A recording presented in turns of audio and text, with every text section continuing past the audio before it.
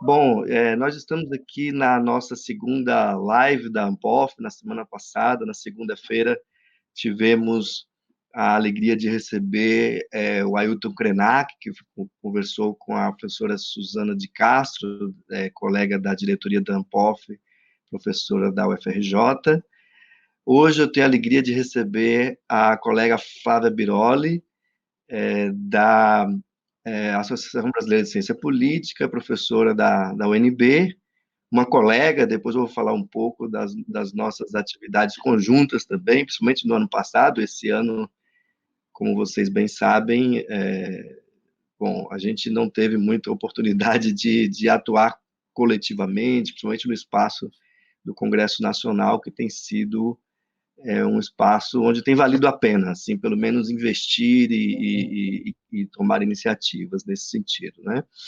Essas lives, elas fazem parte de um esforço nosso de, nesse período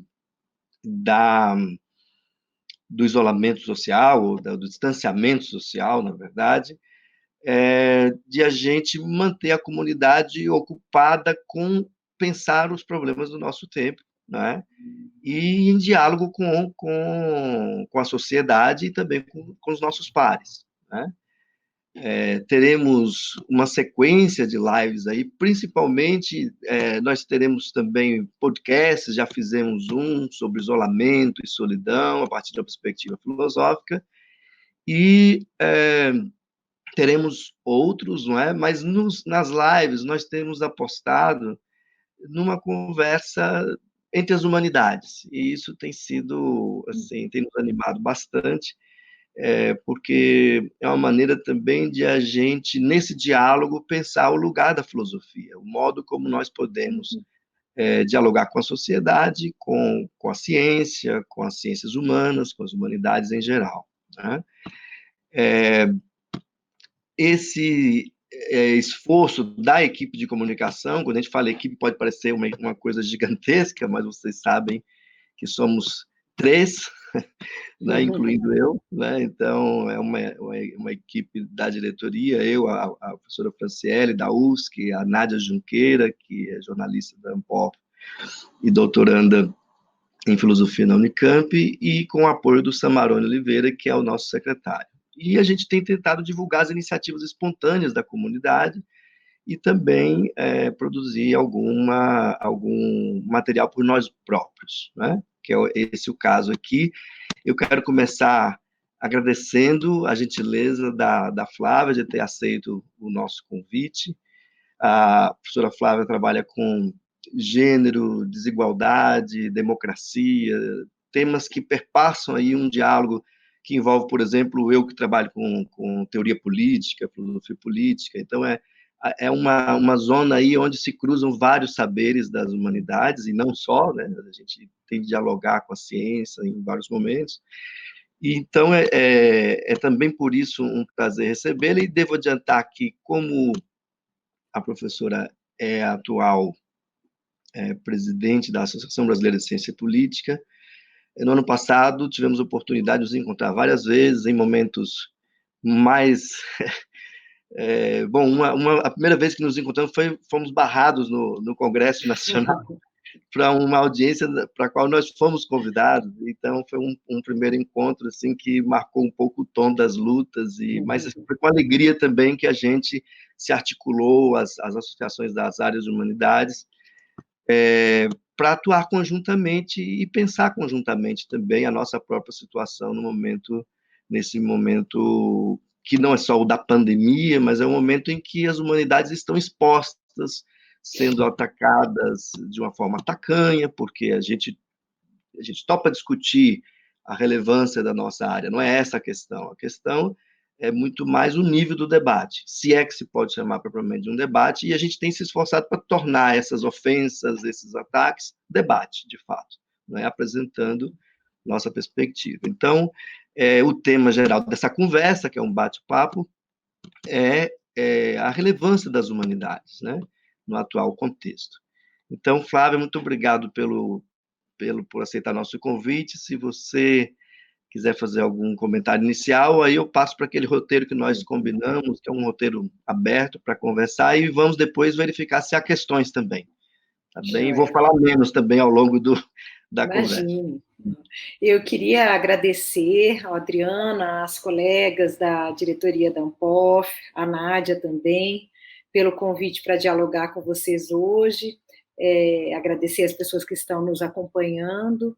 Acho que é fundamental que a gente faça essa discussão sobre a relevância das ciências sociais nesse momento em que estamos diante de uma série de aspectos da vida cotidiana, da nossa vida profissional, tornados de algum modo extraordinários pela pandemia, né? Pelas novidades que a pandemia traz. E no Brasil a gente tem essa triste situação da convergência entre a pandemia, seus efeitos e um processo político muito difícil, em que o autoritarismo, os riscos de maior fechamento político estão colocados diante de nós. Então, fico muito contente que a gente possa dialogar, Adriano. Queria só mencionar que nós tivemos, então, essa atuação conjunta no ano passado, que foi marcada por uma solidariedade muito grande entre diferentes associações científicas, colegas de diferentes áreas disciplinares. E eu acho que essa tem sido a tônica, né? Tanto essa nossa reflexão sobre as humanidades, o papel das humanidades, quanto também a reflexão sobre como nós nos organizamos como campo científico no Brasil. Eu acredito que, em meio a todas as dificuldades, tem algo que é bastante interessante, que é esse processo de construção mais conjunta de uma reflexão sobre o que significa a ciência estar sob ataque. Então, nesse sentido, a gente vê esses espaços como o da SBPC, e os das diferentes associações se transformando também em espaços de reflexão sobre quem é que nós somos, como é que nós podemos atuar diante de um processo político que traz limites mais estreitos, digamos assim, para os processos democráticos e para as liberdades de pesquisa, para as garantias individuais, para as condições para pesquisarmos, lecionarmos, né? Então, acho que é super importante que a gente possa conversar e agradeço também pela colaboração que temos tido nesse processo. Eu que agradeço também, Flávia. Olha, a gente já começou o ano com vários problemas também, com a exclusão, por exemplo, da área de humanidades, das áreas prioritárias do CNPq, a portaria 34, com essa bagunça, que não é só uma questão de bagunça ou ordem, mas que afeta a vida dos estudantes e dos programas. Bom, uma série de problemas em meio à pandemia. Saiu recentemente um outro edital de iniciação à pesquisa, iniciação científica e tecnológica, que não tem clareza sobre o nosso lugar ali. Então, é uma luta diária mesmo, e ela não tem sido mais extenuante, justamente porque nós temos atuado coletivamente. Eu penso assim, no período, por exemplo, em que houve a reforma do ensino médio, em que a gente tentou atuar de algum modo, atuar sozinho num campo tão vasto é muito complicado e, ao mesmo tempo, muito solitário e desgastante também, né? A gente, atuando coletivamente, a gente troca informações e isso é bastante importante. No contexto da atual da pandemia, né? Ou seja, um acontecimento que bom, que é um evento que nos descola do ordinário, né? Assim, que provoca a nossa geração, mesmo a geração mais velha que a nossa, com mais idade, dificilmente experimentou um momento agudo tão grande de ruptura com o ordinário, com a vida cotidiana, e, ao mesmo tempo, envolvendo ações centralizadas, estatais, internacionais. Então, a filosofia tem refletido sobre isso, os filósofos mais conhecidos internacionalmente, mas também no Brasil, sobre os impactos, de que mundo nós herdaremos, né, deste evento, desse acontecimento.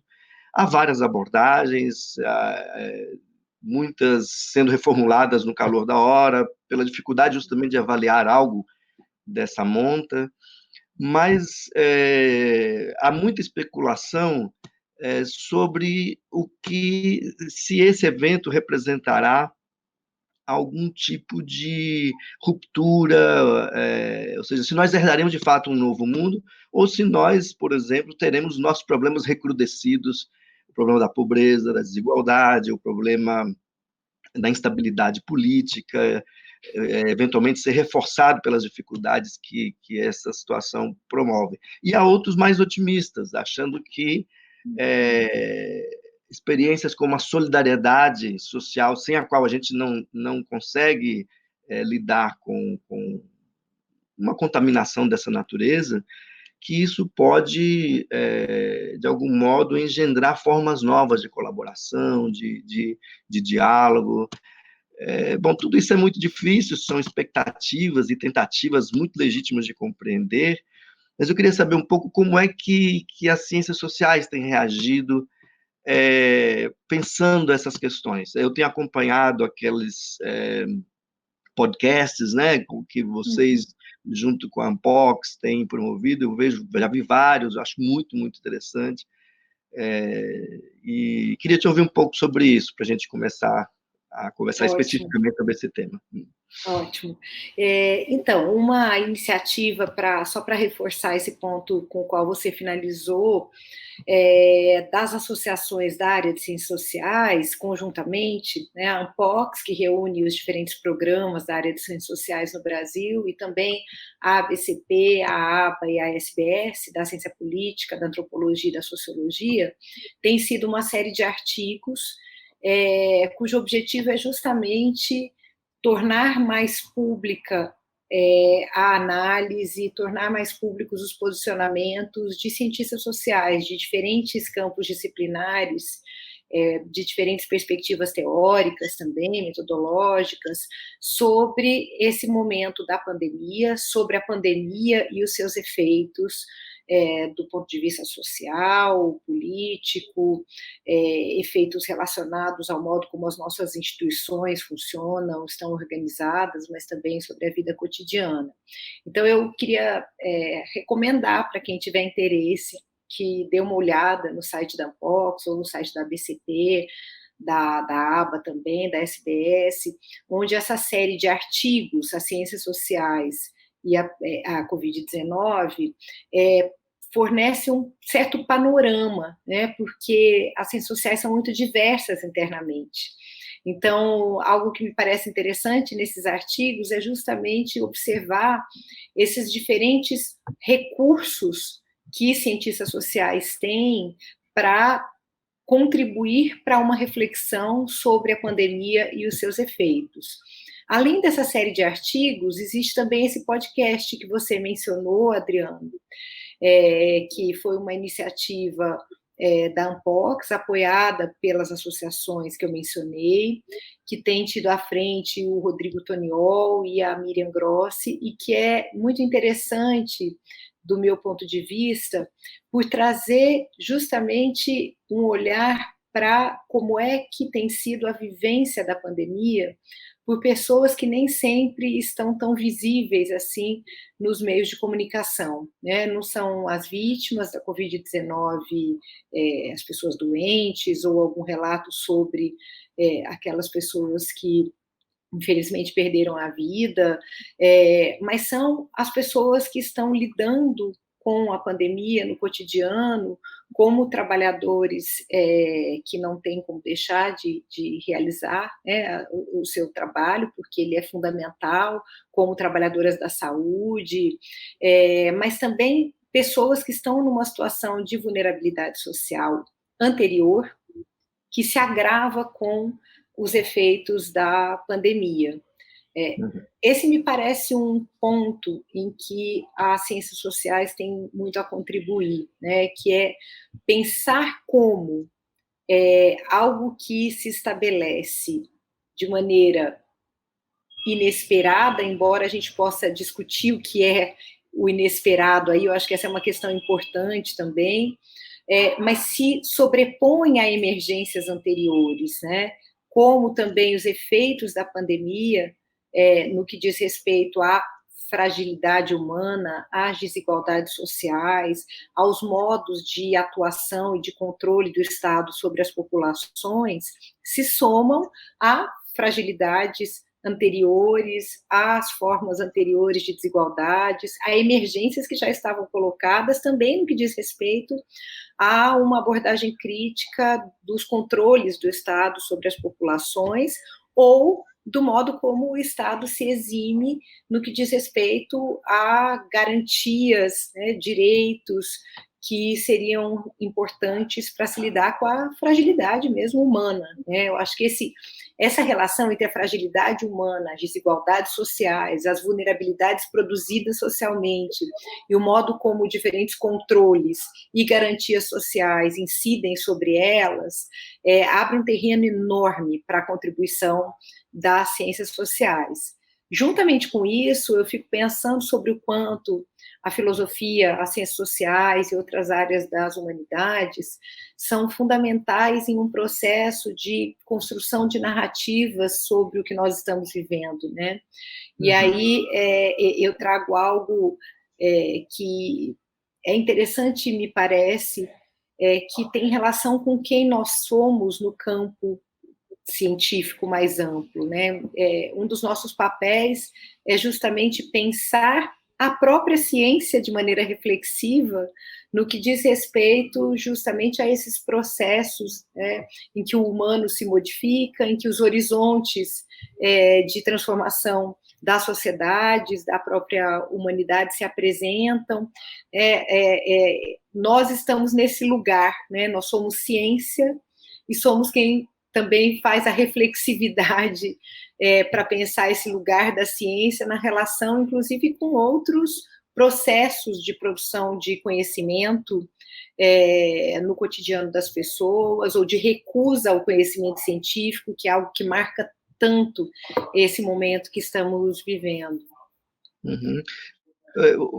Por exemplo, para a gente, parece muito mais claro, por exemplo, que a filosofia pode contribuir em teoria política, em ética, mas a gente sabe, em diálogo com os nossos colegas, o quanto a reflexão sobre o contexto mais geral da solidão, da finitude ou da fragilidade, como você mesmo mencionou, o diálogo com a economia, pensar também, ou seja, destecnicizar a economia e deixar claro que nós temos opções e nós não chamamos um técnico que vai resolver um problema como quem conserta uma geladeira ou coisa desse gênero. Embora isso também seja... até aí tem várias possibilidades de lidar com um determinado problema.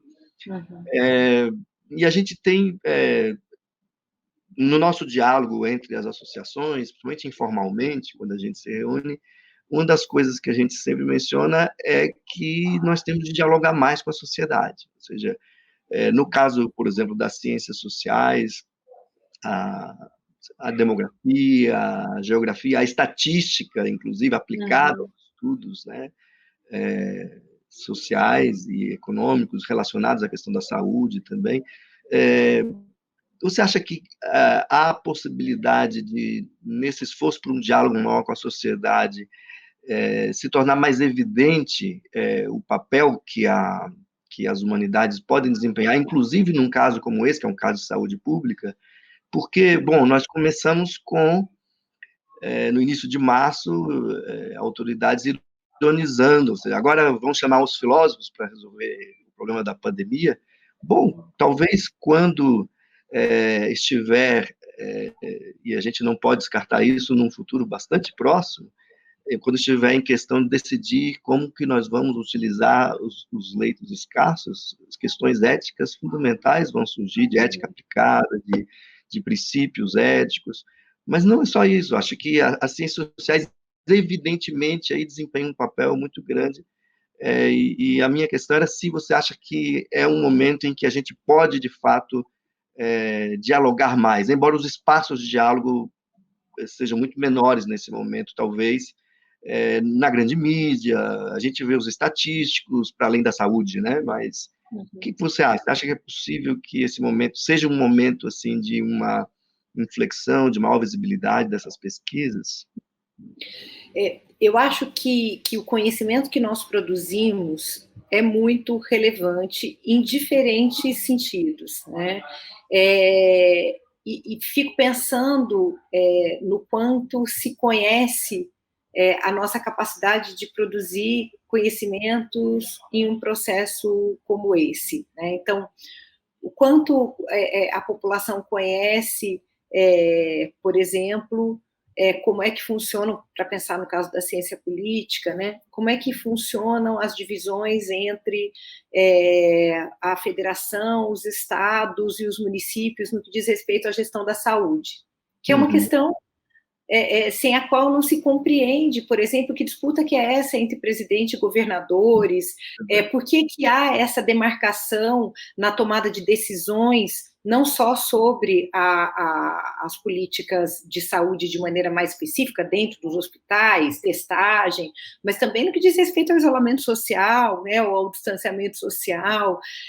Então, para pegar esse exemplo específico, esse é um campo em que a produção de conhecimento da ciência política se faz de maneira muito sistemática ao longo do tempo, né? Entender o sistema federativo brasileiro, entender como é que as políticas públicas se organizam nesses elos entre o Estado Nacional, os estados e os municípios, né? Os níveis subnacionais, como é que é o orçamento, né? De onde que vem o recurso, quem que opera e gerencia o orçamento para a saúde, que decisões que podem ser tomadas pelos governadores, pelos prefeitos.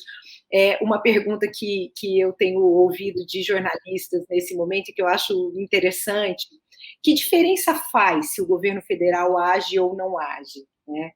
Então, esse exemplo me parece um dos muitos que poderiam ser trazidos para a gente pensar sobre o quanto esse trânsito entre tornar os nossos objetos de estudo visíveis para a população e dialogar com a sociedade são como que dois lados de um mesmo processo de construção das nossas pesquisas.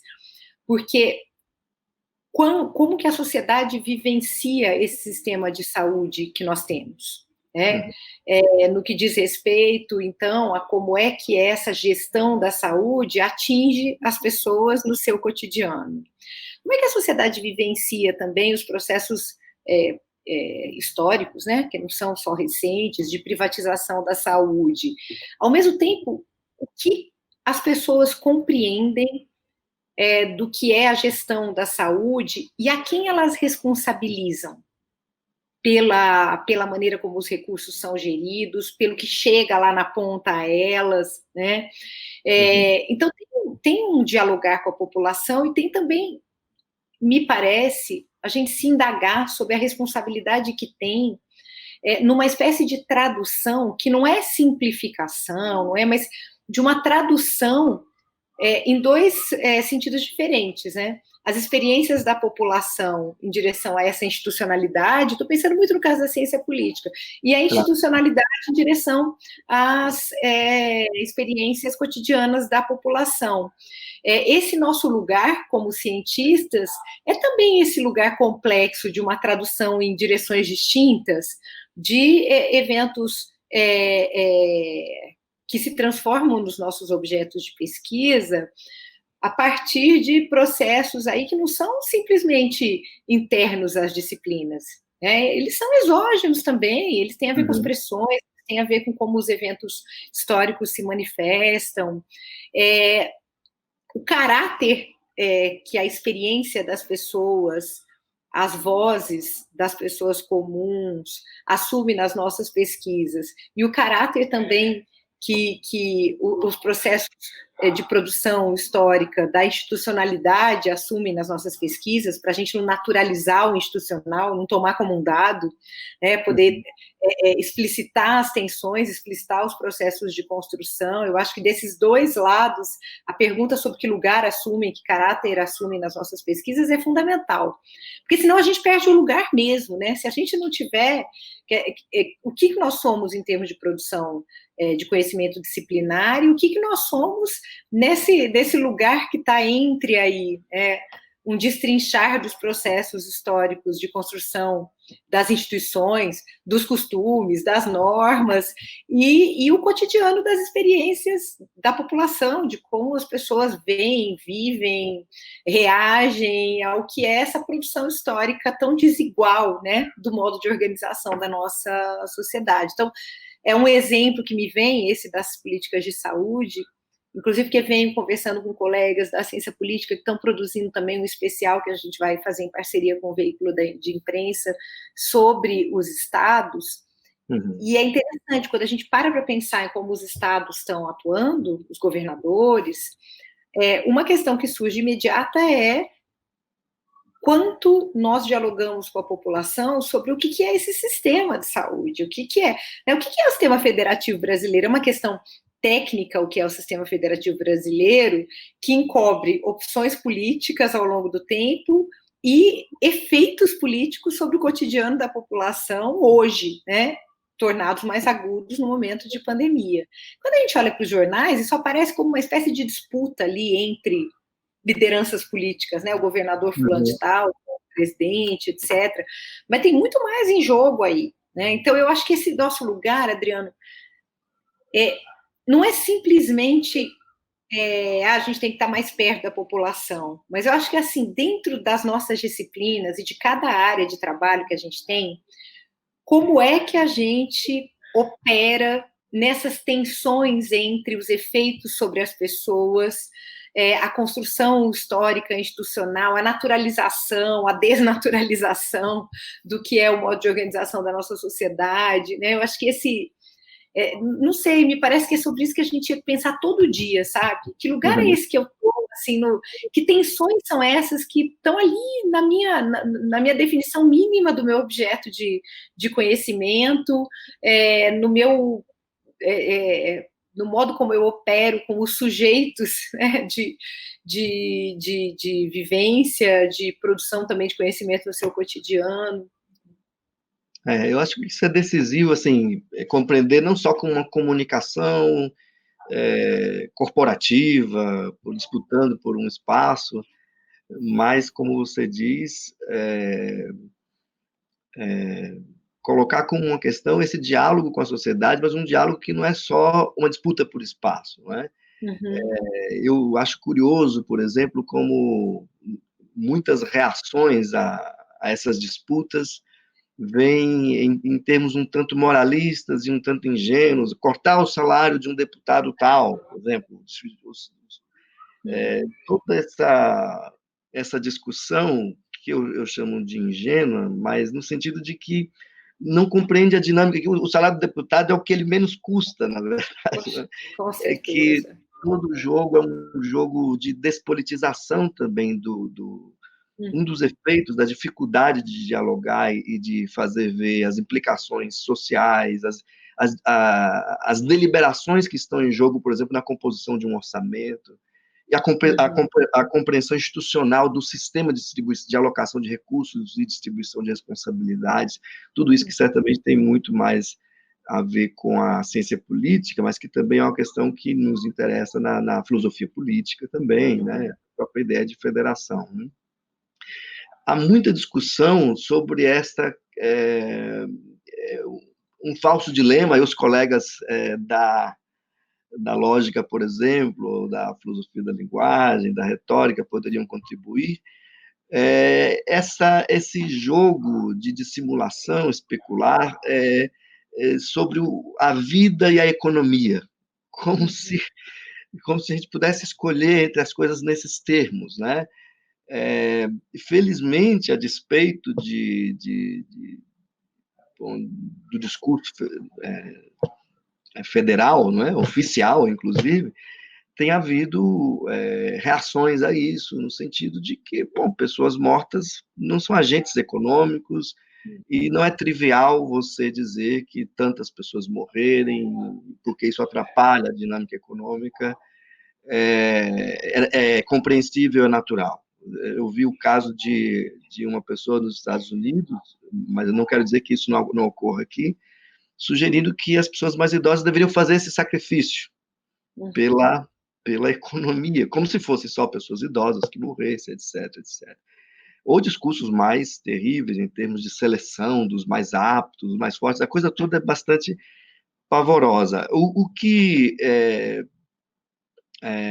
me chama a atenção, assim, é muito difícil pensar, ou seja, como estaremos daqui a um mês? Eu tenho muita dificuldade de avaliar, até porque, mesmo considerando as outras nações, há muita diferença das consequências da pandemia. Mas o que parece certo é que nós vamos ter de lidar com muito luto, com muita perda, com uma crise econômica, que me parece que é incontornável, abrindo ou fechando o comércio. Assim, nós temos aí uma fragilização dos mais frágeis, porque a questão da desigualdade social e da precariedade do trabalho, mais precarizado, ou seja, o governo entendeu que precarizar mais o trabalho, flexibilizar os vínculos de trabalho, em vez de oferecer auxílio às pequenas e médias empresas, e eventualmente até às grandes, dependendo das condições, né? Tudo isso me parece que a gente vai herdar um cenário bastante difícil de compreender e também de tomada de decisão, né? E aí é que, em um momento ainda crítico pós-pandemia, nós estaremos em situação de difícil manejo, não é? Em termos de compreender e de tomar decisão. E esse discurso do técnico, do chamar um gerente ou um especialista, nada disso funciona para esse tipo de debate. Eu acho importante pensar em termos de politização dessas decisões, né? E não sei o que você acha disso, mas eu queria um pouco te ouvir sobre esse cenário pós-pandemia. Assim. Eu penso que, no caso da filosofia, nós vamos ter de arriscar muito, nós vamos ter de tentativamente oferecer interpretações de conjunto, refazê-las, dialogar com os colegas de outras áreas, mas a gente vai ter de fazer esse esforço de compreensão. Mas há um esforço para além da compreensão, que é como lidar com os dilemas que a gente vai ter de resolver. Que tem a ver com a economia, mas também com a saúde, tem a ver com as relações afetivas, com o mundo que a gente vai herdar. Como que você vê, assim, mesmo nessa dificuldade de previsão, como as ciências sociais, as humanidades em geral, poderiam ter um certo protagonismo aí? Nós estamos ainda procurando compreender os efeitos mais imediatos da pandemia, né? E isso em diferentes níveis, que vão de como o Estado está se recompondo em termos de diretrizes relativamente a uma agenda mais clara de austeridade, de equilíbrio fiscal, né, de responsabilidade econômica que justificava irresponsabilidades em relação às pessoas, para uma demanda enorme para que o Estado assuma responsabilidades em relação ao que ocorre com as pessoas e a uma regulação reativa aos riscos da pandemia. Então, isso o mundo afora tem se dado com diferentes reações dos governos nacionais, mas é um exemplo de como, no imediato, alguns dos nossos problemas de pesquisa se apresentam em transformação bastante veloz, né? Eu, particularmente, vinha pensando a relação entre desigualdades de gênero, a reação conservadora aos direitos de gênero, à agenda da igualdade de gênero e o neoliberalismo. E eu estou me vendo diante de uma situação que faz com que eu tenha necessariamente que repensar em muitos sentidos o que eu vinha discutindo, inclusive porque a análise do neoliberalismo nesse momento precisa ser feita levando em conta os efeitos agora da Covid-19 sobre as diretrizes dos estados. O que vai acontecer em pouco tempo, o que vai se cristalizar como diretriz, se a gente vai dar uma volta e ter de novo, como resposta à crise econômica, uma agenda ainda mais brutal de austeridade, ou se a gente vai ter, eu não vou nem dizer uma perspectiva distributiva, fortalecida, ou uma visão solidária dos processos econômicos, não é nem isso, mas tensões maiores em relação à agenda da austeridade, né? Se a gente vai ter uma coisa ou se a gente vai ter a outra, a gente ainda não sabe, né? Se é uma agenda ainda mais brutal na reação à crise econômica, que essa virá, essa já está aí, virá, né? Isso a gente sabe. Né? Tem coisas que a gente sabe. A crise econômica gravíssima, a gente sabe que se coloca como um horizonte que não vai ser resolvido rapidamente. Como vai ser a reação em termos globais desses organismos também que vêm tomando lugar dos Estados nacionais na gestão da economia e dos próprios Estados nacionais, isso a gente ainda não sabe. O que me parece, Adriano, e aí não é falando como as ciências sociais estão vendo, porque é muito heterogêneo, né? Então, vou falar eu, como pesquisadora, me parece que virão movimentos, reações em diferentes direções, e que, para nós, um esforço importante vai ser dar conta dessas tensões, né, de como as tensões, os conflitos se apresentarão. Eu penso nisso também em relação à vida cotidiana, na sua relação com essas diretrizes estatais, as políticas econômicas que virão, né, mas também com as inseguranças que a pandemia produziu, com as inseguranças que a pandemia reforçou entre nós. Também não me parece que os efeitos na vida cotidiana seguirão em uma direção ou outra. Acho que nós teremos muitas tendências colocadas e muitas tensões entre elas, né? E vou dar um exemplo da minha área de pesquisa também, que é das relações de gênero. Eu, embora trabalhe muito com participação política, questões mais ligadas aos movimentos feministas e aos direitos de gênero e das mulheres no âmbito institucional, eu tenho como um dos meus temas, aliás, preferidos de trabalho, as relações de cuidado. E venho discutindo um pouco como é que se dão as conexões entre relações de cuidado no cotidiano, divisão sexual do trabalho e agenda pública, formas de participação política das mulheres, né, os obstáculos também à participação das mulheres.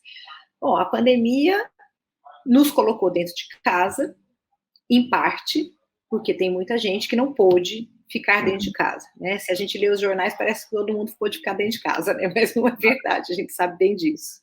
Claro. Tá como se todo mundo estivesse em casa também produzindo, né?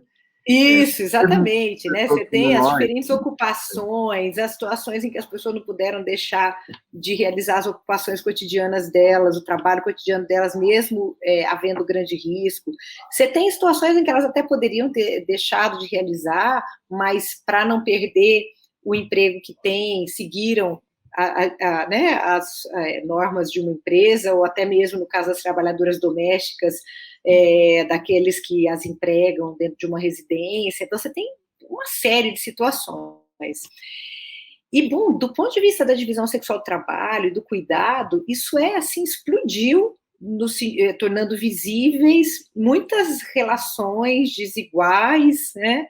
Mas também muitas das necessidades cotidianas de cuidado. Então, você tem um exemplo aí de uma classe média profissionalizada que pôde estar dentro de casa, em que filhos estejam dentro de casa sem a escola, né? Mas muitas vezes com conteúdo escolar online dentro de casa, e E você tem ali uma tensão que tem relação com a divisão sexual do trabalho, mas não só, com uma divisão de classe do trabalho, porque muitas dessas famílias de classe média no Brasil empregavam uma trabalhadora doméstica, seja para limpeza, seja mais dias da semana, seja até todos os dias, e isso significava uma terceirização do trabalho doméstico que vinha junto com o fato de que as crianças são institucionalizadas desde muito cedo hoje, né? Estão na escola. Então, sem nenhum juízo de valor quanto a esse arranjo nesse momento, mas esse arranjo ele foi rompido em muitas casas, em muitas residências. Bom, no caso da mesma trabalhadora doméstica, você pode ter aquela que está na sua casa com seus filhos ou seus netos, numa situação em que o núcleo familiar não necessariamente é tão restrito como é hoje o das classes médias, que as empregam. Então, você tem um trânsito geracional, a questão do isolamento pode se apresentar de outra forma, porque, inclusive, o número de pessoas por residência e o número de cômodos numa residência se altera profundamente. Você tem o fato de que as crianças das escolas públicas não necessariamente têm qualquer atividade em casa ou acompanhamento online, a escolarização não necessariamente se manteve à distância, mesmo com alterações.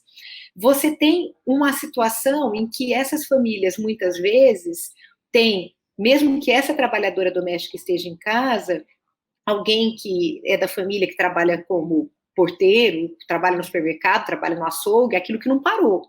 Né? Então, a relação com a epidemia e entre a epidemia e o trabalho em casa e as relações familiares, ela se dá de maneiras as mais distintas. Tem apostas e tem constatações que vão em direções super diferentes. E aí, pensando em diferentes classes sociais, uma coisa que a gente sabe, violência doméstica aumentou no mundo todo. É incrível, você coloca as pessoas em casa, as tensões se tornam mais agudas, e a violência doméstica aumentou em toda parte. Ou porque as tensões se tornam mais agudas, ou porque as tensões já estavam lá e se torna mais difícil a pessoa deixar o espaço doméstico, né? Então, você tem isso. Por outro lado, tem várias pesquisas mostrando que aquelas pessoas que estão ficando dentro de casa estão sendo levadas a uma redivisão do trabalho doméstico ou a dar-se conta das relações de cuidado de outra forma. Tem também o fato de que as trabalhadoras da saúde, que não pararam em lugar nenhum do mundo, no Brasil, elas são 85% das pessoas que trabalham na área de saúde. Muitas dessas pessoas, quando elas têm um companheiro, esse companheiro pode estar em casa com as crianças e elas estão em rotinas pesadíssimas de trabalho e com dificuldades, inclusive, de gerir a aproximação dos seus filhos quando chegam em casa. Então, olha que situação. Como é que a gente vai dizer, olha, o pós-pandemia, no caso da divisão sexual do trabalho, do cuidado, vai para cá ou para cá? Eu acho que vai para muitos lados. E virão novas tensões, novos padrões. Esses padrões têm que ser pensados em termos de classe, pensados num contexto de desigualdade, porque eu adoro quando eu ouço a discussão sobre home office, né? Que é ótimo que ela vem, inclusive, com o termo em inglês, que já ajuda a situar como é que ela vem socialmente. Quem que pode trabalhar de casa? Bom, muita gente vai trabalhar de casa. Isso deve aumentar, acho que essa é uma previsão que a gente pode fazer também, né? Mas quem é que pode trabalhar de casa? Nós estamos falando de sociedades baseadas em um tipo de trabalho, inclusive no que diz respeito aos serviços, né? Em que uma enorme parcela da população não tem como trabalhar em casa, né? Se tivesse, não tem conectividade adequada, acesso às operações necessárias para se trabalhar de casa. Então, nós estamos assim, anos-luz de distância de pensar numa sociedade em home office, em regime de home office. Né? Há uma romantização. Então, eu acho que assim, para as ciências sociais, para as humanidades mais amplamente, poder participar desse processo de construir conhecimento e analisar as tensões que virão, eu não acredito que a gente precise apostar nem no nada muda, nem no tudo muda. Mas a gente tem que ser capaz de compreender a partir das nossas, né, dos recursos que a gente tem em cada disciplina, em cada área dentro das disciplinas, o que está acontecendo em termos das suas tensões, inclusive as tensões entre o novo e o velho, né, o que permanece e o que está sendo implodido nesse processo da pandemia. E, como sempre, nós vamos ter as combinações mais complexas, as tensões, os conflitos em torno de diferentes alternativas mais complexos, né? Você quer ver um ponto que tem me chamado a atenção, só rapidamente? Não, fique à A vontade. relação entre a questão ambiental e a economia, né? Uhum. O que vai acontecer, né? A gente tem uma pandemia que os cientistas da área ambiental ou que trabalham a relação entre zoonoses e outros fatores aí patogênicos, como eles chamam, e ambiente, tem indicado que está relacionada aos processos de desequilíbrio ambiental, né? Eu li recentemente um estudo que falava sobre como as viroses já há décadas com as quais a humanidade tem tido maior dificuldade, enfim, tem enfrentado enormes desafios, elas vêm de animais, né? Então, do HIV, a SARS, agora é a hipótese mais forte em relação também à Covid-19, e o quanto isso expõe justamente o fato de que nós, seres humanos, tornamos o país mais denso o globo mais denso populacionalmente e sem preocupação com sustentabilidade minimamente, né, de uma forma absolutamente predatória. O que vai acontecer, né? Porque, bom, você tem isso como um fator aí, tem conhecimento sendo produzido sobre isso, mas nós vamos ter uma crise econômica muito importante, né? Nós vamos ter mais pobreza. Demanda por exploração, né? Demanda por exploração.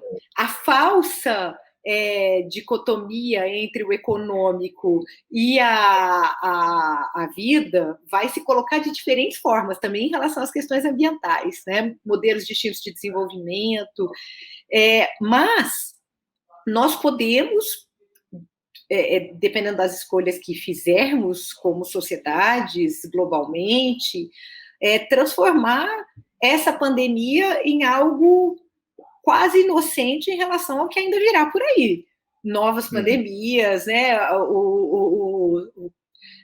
Que o aquecimento global vai provocar em termos de pobreza, de perdas de vidas, etc. Então, qual é o nosso lugar, né? Assim, eu acho que não estou nem pensando só nas pessoas que trabalham especificamente com a questão ambiental, mas se eu vou pensar o Estado, se eu vou pensar a economia, eu tenho que ser capaz de dar conta das tensões que essa pandemia evidencia, mas que também se sobrepõe a tensões anteriores, né, das emergências que se sobrepõem a emergências anteriores, como a do clima, por exemplo, né. Acho que nós estamos aí diante de desafios enormes, né, como civilização e como cientistas sociais mesmo, e que, enfim, eu espero que a gente tenha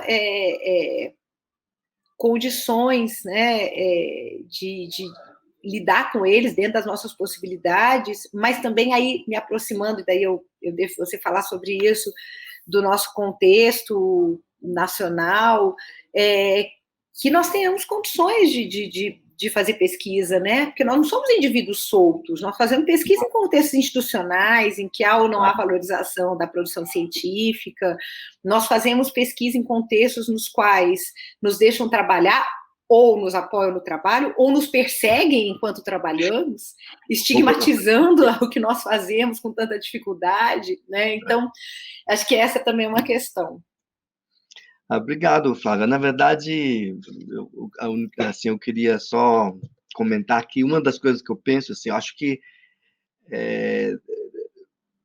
tem uma certa, eu acho que as opiniões dos filósofos até agora só me fizeram pensar o seguinte: a gente tem que ser um pouco mais modesto com relação à nossa capacidade de prever as coisas. Eu acho que a gente tem de lidar com as urgências, que é uma coisa que, bom, a gente até brinca na filosofia, né, que a gente não lida com estas coisas assim no calor da hora, né, que a gente Mas eu acho que a gente tem tentado aprender também a lidar com isso, ou seja, de refletir sobre as coisas, mudar de opinião, refazer juízos, não é? E uma das coisas que você falou que me chama a atenção, que é uma das poucas coisas que eu penso no cenário pós-pandemia, é que a gente já vai ter ganhado muito. Eu não estou tentando extrair nada positivo da pandemia, não é isso, mas no sentido do contexto que nós vamos herdar, por assim dizer, se a gente conseguir conservar algumas tensões, como disputas. Ou seja, não imaginar que, como você bem diz, que necessariamente vai confluir numa direção ou noutra, seja num país menor, no Brasil, então, menos ainda, e no mundo, então, assim, imaginar que haverá uma confluência como um efeito necessário da pandemia, eu acho isso uma ingenuidade e, em suma, não acho que isso nos colocaria em uma boa condição de compreender o nosso próprio momento. Mas uma coisa importante seria que essas tensões sobrevivessem. Por exemplo, esta que você menciona, entre o lugar da economia, não é? Para onde vai o grande dinheiro?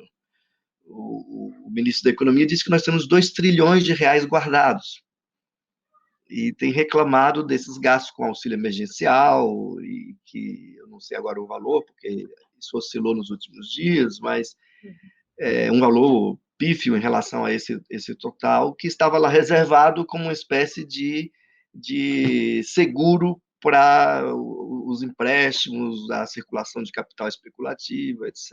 Não é? Eu acho que uma das tarefas vai ser, vamos dizer assim, trazer essa tensão viva, manter viva, num contexto de discurso único, que é o que a gente tem assistido nos últimos anos, e uma impotência da crítica, não no sentido de que nós possamos ser imputados por essa incompetência, mas no sentido de que há uma certa impermeabilidade nos últimos anos de um discurso econômico que não se dá como algo em disputa, mas como a solução técnica para aquilo que nós estamos aí perdendo tempo discutindo. É um pouco esse o tom. E eu acho que, sem querer ser otimista, porque isso já seria um pouco otimista, achar que essas tensões vão sobreviver. Mas eu acho que os problemas que nós vamos herdar vão manter essas tensões vivas. Né? Eu um pouco te ouvi pensando nesse sentido, e esse exemplo que você dá, hoje é o dia da trabalhadora doméstica, né? O dia, você mencionou esse caso, e uma amiga que é trabalhadora doméstica colocou hoje nas redes sociais, lembrando disso, né? Dos direitos e tal. Acho que a gente não vai poder deixar de pensar essas questões, porque elas vão ser tão urgentes, eu acho, quanto essa urgência sanitária, de saúde pública, né? Bom, A noção de responsabilidade econômica, né, Adriano? Se a gente puder sair desse processo com essa noção de responsabilidade econômica tensionada, é incrível que a noção de responsabilidade econômica tenha se tornado uma correspondência simples com a noção de responsabilidade fiscal, exato. De manutenção de pagamento de dívida, e esvaziando-se a noção de responsabilidade na sua densidade, né? De responsabilidade do Estado, de responsabilidade para com as pessoas que são o que constitui a economia, né? Como a gente nesse momento vê isso muito claramente, né? Assim, as pessoas não trabalham e a economia não gira, você não tem, né, o recurso. Então, a separação artificial e a ideia de responsabilidade econômica, eu espero que a gente saia com ela bastante esfacelada desse processo. E essa ideia de que os direitos eles podem ser sobrepostos pela dinâmica de um jogo econômico, inclusive especulativo, que não é nem produtivo.